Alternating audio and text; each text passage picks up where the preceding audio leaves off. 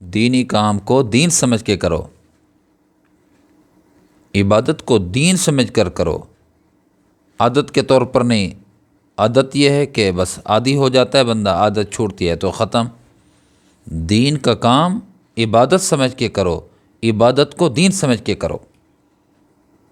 اب سردی ہے، سردی کے موسم میں مسجد خالی، وہ تعداد نہیں۔ کیوں جی؟ سردی ہے، گرمیاں آ گئیں، جون جولائی ہے، شدید گرمی ہے، نماز جماعت کے ساتھ چھٹی نہ۔ یہ جماعت، یہ دین ہے، جماعت کی نماز عبادت ہے، اس کو کرنا ہے۔ سردی کا موسم ہو، گرمی کا موسم ہو، برسات ہو یا جاڑے کا موسم ہو،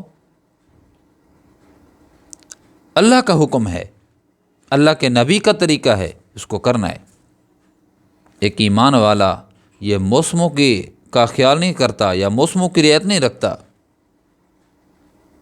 کہ موسم ہے سردیوں کا اس لیے میں گھر نماز پڑھ رہا ہوں، موسم ہے شدید گرمیوں کا اس لیے میں گھر نماز پڑھ رہا ہوں۔ نہ، موسم سخت ہے سردی اور گرمی کے اعتبار سے، عبادت اللہ کے گھر میں۔ نیند آ رہی ہے، غفلت ہو رہی ہے، خیر ہے جی، سردیوں میں ہم لمبی نمازیں، لمبی راتیں ہوتی ہیں، تلاوت ان دنوں کریں گے۔ گرمیوں کی چھوٹی راتیں ہوتی ہیں، صبح کی نماز پڑھ لی، اس کے بعد سو گئے، قرآن پاک کی زیارت کی توفیق نہیں ہوئی۔ ایسا نہیں، ایسا نہ کرو میرے عزیزو۔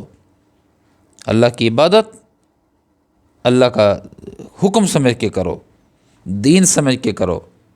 اور دین جو ہے نا وہ موسموں کا پابند نہیں ہوتا، دین مزاج کا پابند نہیں ہے کہ دل چاہا کر لیا، دل چاہا نہ کیا، دل چاہا تو کبھی کبھی تہجد کے لیے کھڑے ہو گئے اور جب دل چاہا تو سوتے رہے، نماز فجر یہ قضا ہو گئی۔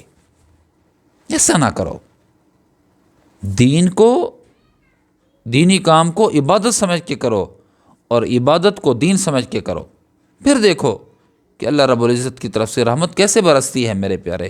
ہم مزاج کے پابند، مزاج کے غلام، موسم کے غلام، موسم کے پابند، پھر تو غلامی ہی غلامی رہی۔ ہم موسموں کے غلام نہ بنیں، مزاجوں کے غلام نہ بنیں، ذہن کے غلام نہ بنیں، ہم اللہ اس کے رسول کے غلام بنیں۔ انہوں نے کہہ دیا، بس کہہ دیا۔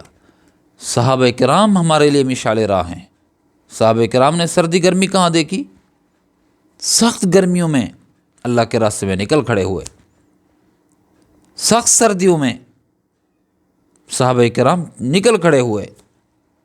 کتنی احادیث مبارکہ کتابیں موجود ہیں کہ سخت سردی کے صحابی کہتے ہیں کہ میں اٹھ نہیں سکتا تھا، اور صحابہ بھی دبک کے بیٹھے ہوئے تھے، چپک کے بیٹھے ہوئے تھے، سردی ہے، لیکن پھر بھی اللہ کے راستے میں نکلے۔